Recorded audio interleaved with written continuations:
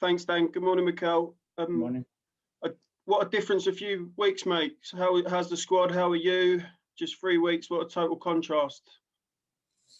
Yeah, it's great to win the last 3 games. Obviously, the spirits, the energy around the place, and the vibe is always better.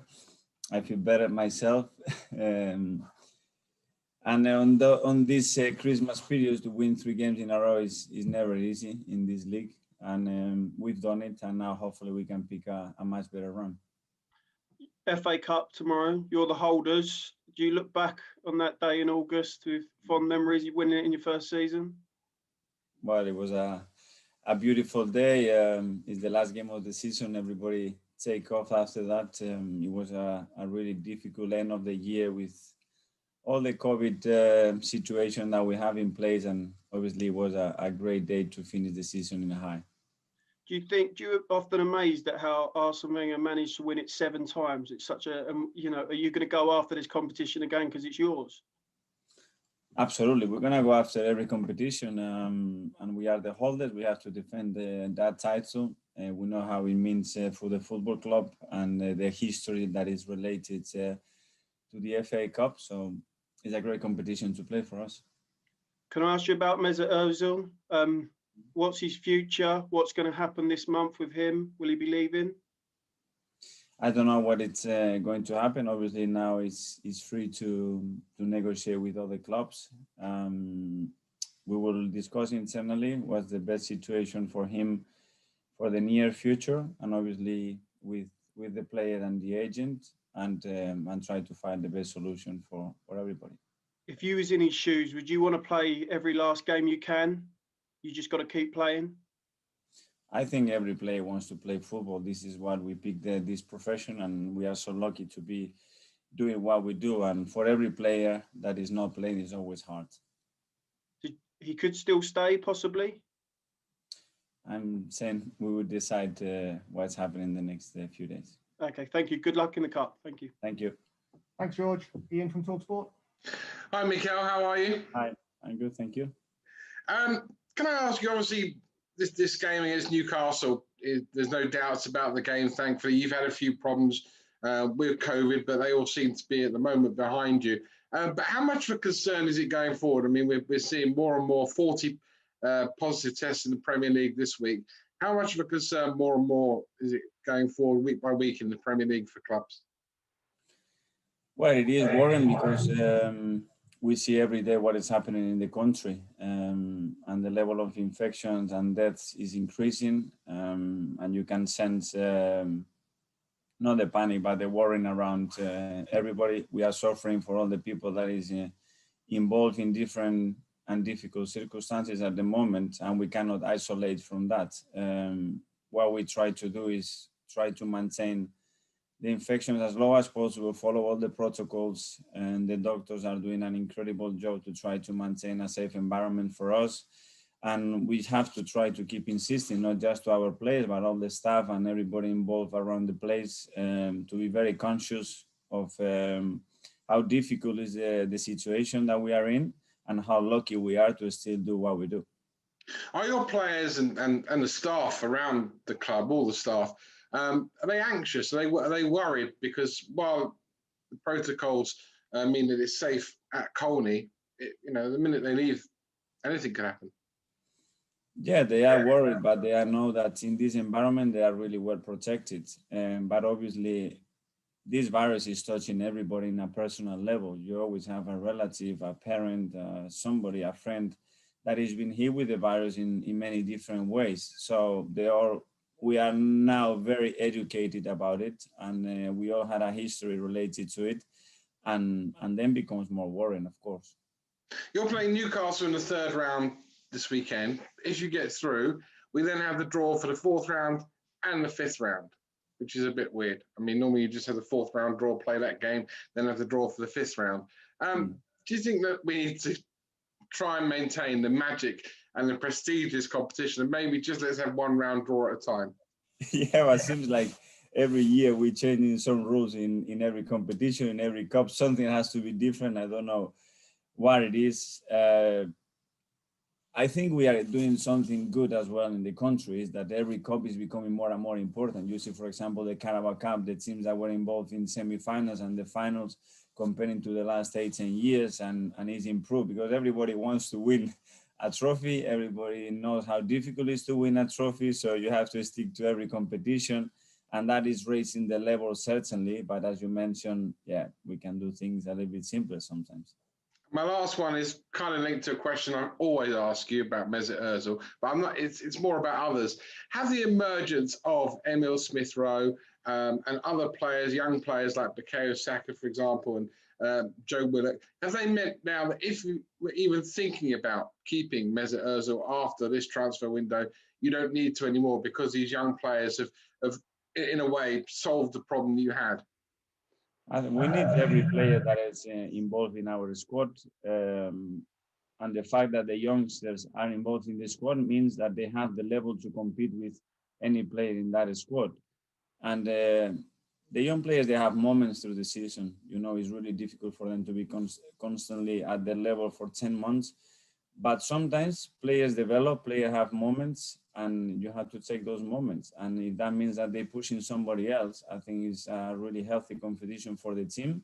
And the team all the time gets better when situations like that happen. So I think it's a really positive news. Good luck against Newcastle this weekend, Mikel. Thank you.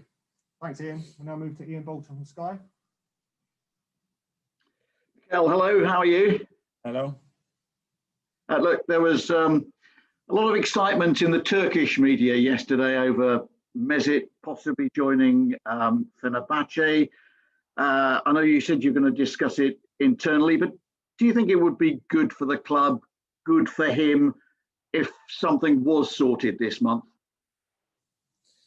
If something is sorted this month, it's because it's good for both parties, because it's good for Mesut and his future, and because it's good for the club. If that's the case, we will move forward. If it's not the case, then the player will continue here. Tell me, is he training with you? There were some pictures, I think, was it yesterday or the day before, and no one could see him training with you. What's going on? What's he doing at Arsenal at the moment? He's been training with us, but he had some days because we decided to give him some days for something personal, and that's the case. But he's been training with us all the time. I mean, are you aware of him talking to other clubs? Because obviously he can do from January the 1st. We are aware of all the conversation that we had with Mesut internally and with his agent, and this communication keeps going. And of course, because from now on he's free to talk to any club, so he's entitled to do that as well. Tell us about Omar Rekik at Hertha Berlin. There are reports that he's passed a medical to join Arsenal and that he is training with you. What's the situation? We will announce it when we possibly can. He's a young talent that we've been following for a while, that we believe has a really bright future, but we will give more details when we can. Okay, are you expecting something very soon on that front then? Yes. Possibly today? I don't know, very soon. All right, look, I noticed that Thomas Partey is back in full training with you. Suggestion that he might be able to play a part this weekend. What would that mean to you? And how do you rate his chances of playing against Newcastle? Well, we've got an extra 2 training sessions. We will assess after that whether he's completely full ready to start or participate against Newcastle, or if we're going to leave it another few days for the Palace game. But he's been training really good. He's comfortable. He's not aware of the injury right now. He's done more than what he already did before he played after the injury against the Spurs. So he's in a good place. He's in a good mood, and you can see the player he is when he's training. Okay, listen, finally from me, I noticed that, William Saliba went on loan. He's gone to Nice, made his debut for them last night against Brest, they were beaten 2-0, weren't they? But how important is it for him now to be getting games? Yes. Well, we signed a big project that we have some issues with because he hasn't played enough football in the last 18 months. And at that age and in the development phase that he's at, that is crucial.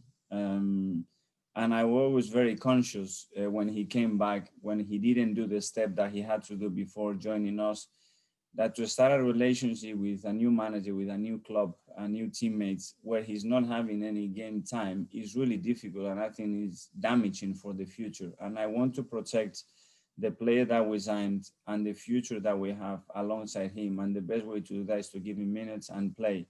And it's been really good. It's been difficult months for him to cope with that situation, but I see the development that he's made, the progression that he's shown over the months, and now he's ready to compete. He's going into a really strong league as well, a league that he knows really well. He has experience, and he needs to play as many games as possible to be ready for us for next season.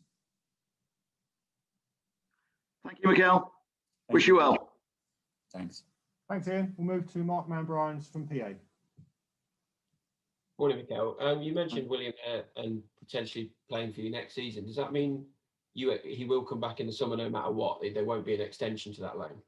He will come back for pre-season, and he will be with us. Hopefully he will come back after playing a number of games, and his performance is raising and his development progressing in the right way. And that's why we made that decision. I know that sometimes it's difficult to explain or understand after the money that the club has spent trying to bring in him, to send him on loan. But a lot of things had happened to him. He is a long-term player for us, and we need to protect him as well. And giving him 3 or 4 games is not enough for him. He needs much more than that, because what happened in the last 18 months, he's been through some personal problems as well that we have to try to help him and stay as close as possible to him.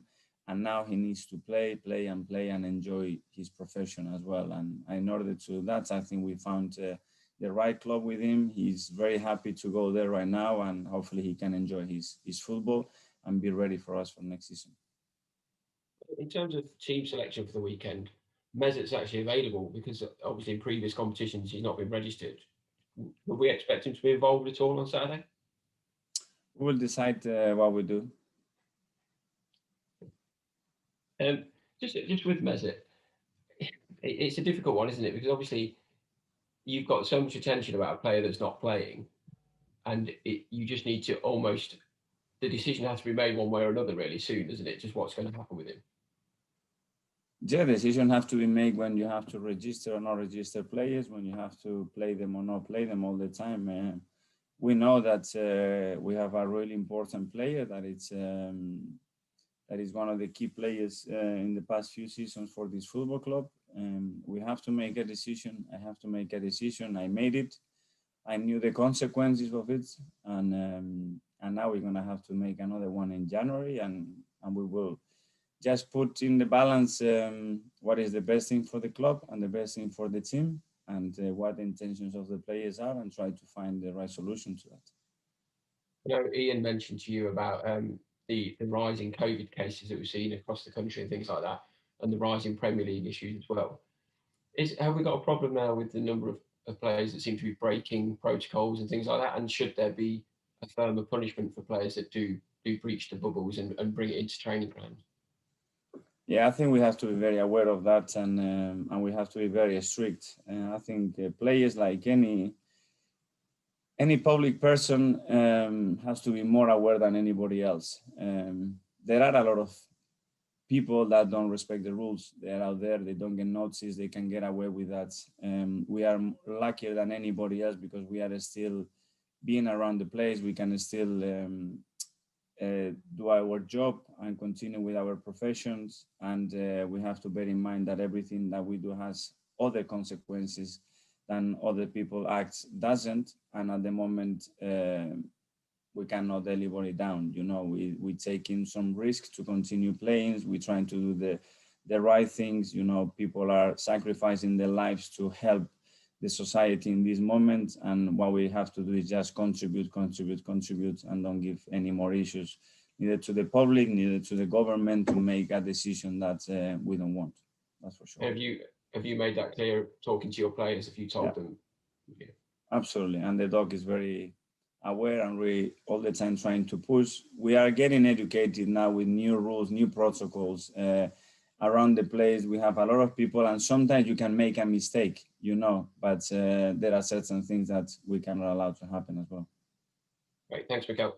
Thank you. Thanks, Mark. Nick Callow from Haters. Good morning, Mikel. Hello.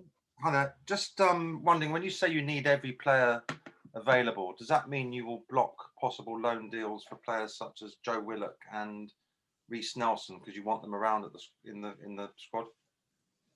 Well, once we have the players in the squad, we need everybody available, because then we have a larger options to choose. When we have to decide, is this player going to have enough game time? Is it better to keep him here or send him on loan? Then it's a different discussion. But we need these players available to be able as well to go on loan. We have already made some decisions. As you could see, there are some players that have left the club in different ways, and the squad was too large, and it's really difficult to handle that situation even in training. So that was one of the priorities in this window, and I think slowly we are doing that.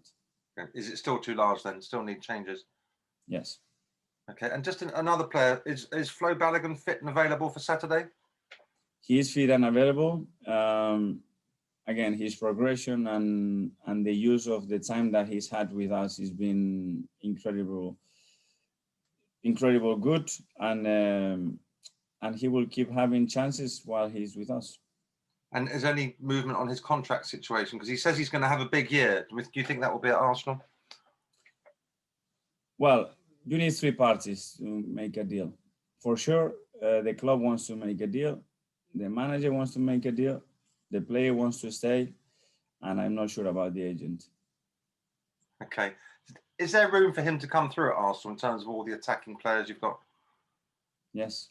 And just to pick you up on that, you're saying his agent is the one who's stopping this contract being signed? No, I'm not saying it's stopping. It's that we need to find an agreement with him. We are negotiating at the end with an agent, with a player that wants to stay at the club, and we need to find agreement. I'm telling you that we are doing everything we can to keep him here. And hopefully from the other part, they are doing the same, and they're defending the same interest, which is the players' interest, which is to stay at the football club and be successful with us. Okay, interesting stuff. Thanks a lot. Cheers. Good luck, Mikel. Thank you. Thanks, Nick. Art de Roche from The Athletic. Hi, Mikel. I just wanted to touch on something you spoke about a few months ago, actually, where you said it stresses you out more when teams go long from goal kicks rather than playing it short. But more recently, Bernd Leno has been going long with those goal kicks, and I just wanted to know if that was a conscious decision from you and Inaki Cannon, why there was a change in that approach. Because we have to adapt in certain moments, depending where the team is, in terms of confidence and the risk that we can take and the rewards that we're going to have from it. And it's part of the game plan, depending on the opponents as well, how they approach this particular phase of play. And in relation to that, we can decide one thing or the other. With the results getting much better over the past few weeks, does that mean there may be another change to that more, to that approach we became used to in the summer, where Bernd was playing with his feet a bit more? We can vary. I think Ben has been playing with the feet on that particular setup with a close situation when it's more predictable and more setup. We need to have in certain moments a little bit more to do what we want to do. But in open play, when we use the keeper in that phase, we haven't changed one bit. But again, it's something about the capacity to adapt, and then something that are related to the game plan on the day. Okay, thanks, Mikel.